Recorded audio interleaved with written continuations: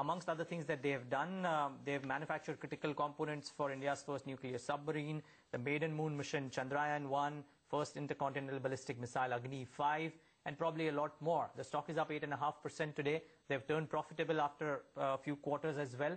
Mr. G.K. Pillai, MD and CEO of Walchandnagar Industries, joins us on the phone line. Good having you, Mr. Pillai. Thanks so much for joining in. Now, tell us, what does this mean for the sector as a whole? Because I heard a few other companies in the defense space say that this move was long overdue. Absolutely. First of all, good morning to all of you. Definitely, this is a very welcome move, which we are all wanting this to happen in the Indian defense manufacturing sector. The country has been importing a lot of defense equipment for over the years, and thereby keeping the manufacturing industries who are in the defense field almost starving for a long time. This move will definitely help us. It will not only help the industry, it will also help the country. So we, at least I, on behalf of Walchandnagar, as well as many of the other defense manufacturers, will definitely welcome this move. Right. Yeah. Mr. Pillai, if you can give us a sense of, in terms of either strategic or financial investors who've been in touch with you possibly in the past, maybe firstly, if you can tell us if you're in conversation with anyone currently. If not currently, have there been any feelers? Do you think, what sort of interest can this move generate for companies like yours? Well, there has been an interest over the last couple of days, with regard to the inflow of FDI into the defense sector. We have also been getting some feelers from various quarters that whether we would be happy to partner with many of the foreign manufacturers.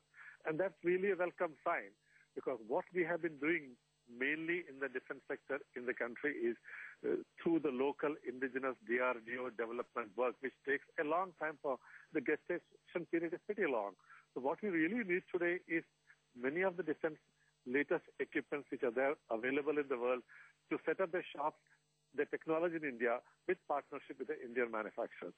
So on the whole, until and unless we do the manufacturing in India, the complete the defense sector can't prosper and can't succeed.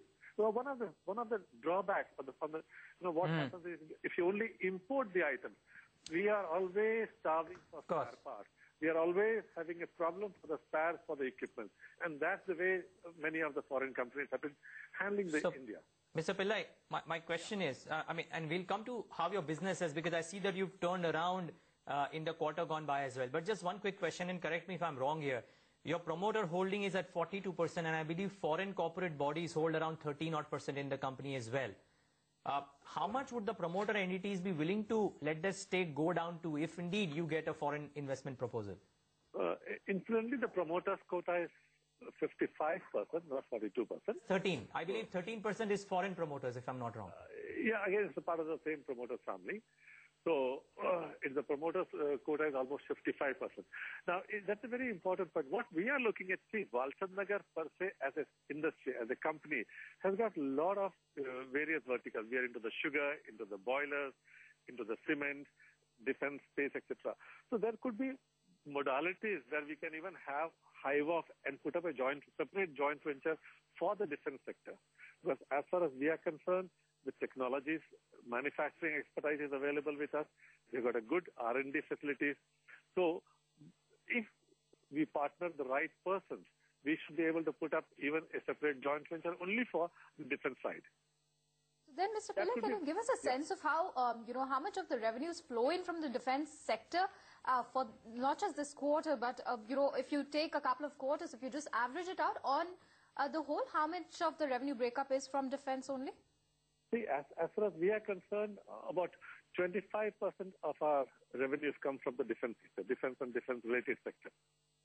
And we feel that we should be able to increase it substantially if, the defense industry is able to get more equipment from the local manufacturers. Right. So if we just see the last couple of quarters, for the March quarters, of course, the profits were at around 21 crores. But over the last couple of quarters, we've had losses of about 33 crores, about 19 crores on an average. With greater focus on the defense area, possibly, do you think this, this profitability can be maintained, or what would you attribute the losses that had been accumulating over the last couple of quarters? Well, one of the reasons for the losses for the previous quarters has been, there has been a lull in terms of our traditional business, that is the sugar and cogen power. That was one, because those businesses we were executing long gestation period orders, which were really creating, many of the projects were delayed by 4 or 5 years on account of various other reasons, which resulted in a loss. Second reason of those losses were mainly basically on account of many of the projects which were ready. There was a slowdown in the manufacturing sector, so the products were not going out. But answering your question about the defense, how the defense or the improvement in the defense sector will increase the profitability, I'm very confident that this is one area. This and nuclear will be two areas which will really propel the company into a steady profitability growth. That's very encouraging to, I'm sure, all the investors as well. But Mr. Pillai, before we let you go, I just wanted to get a sense on two factors right now. What is the current order book size? How much of it is contributed by defense? And secondly, for the next year, that's very encouraging to, I'm sure, all the investors as well. But Mr. Pillai, before we let you go, I just wanted to get a sense on two factors right now. What is the current order book size? How much of it is contributed by defense? And secondly, for the next year, what can investors be expecting in terms of the top line growth from the company as well as the bottom line? In terms of the present order book position, we are almost having about 16 to 1700 crores of order book as on date. Sales is almost likely to be about 900 crores. So that is one.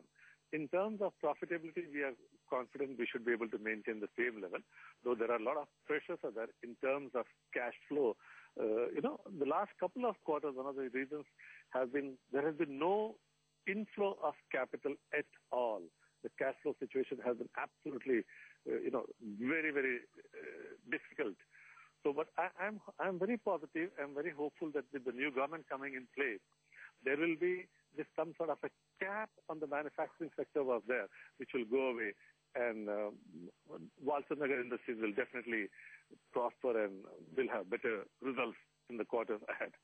We wish you all the best for that, Mr. Pillai. Thanks so much for taking the time out and being with us and giving us that view. The stock was anyways up, but after the management has spoken, it's locked on an upper circuit. What's locked on a down circuit is J&K Bank, It's actually just off the lower circuit, but did hit those levels in the last 5 minutes of trade. So that one is under serious pressure, J&K Bank. That's probably the top newsmaker at this hour. Nevertheless, let's take that quick break, come back, get in Prakash and Sandeep with their stock recommendations for the day. Also get in HSIL, not the best of numbers, but Reliance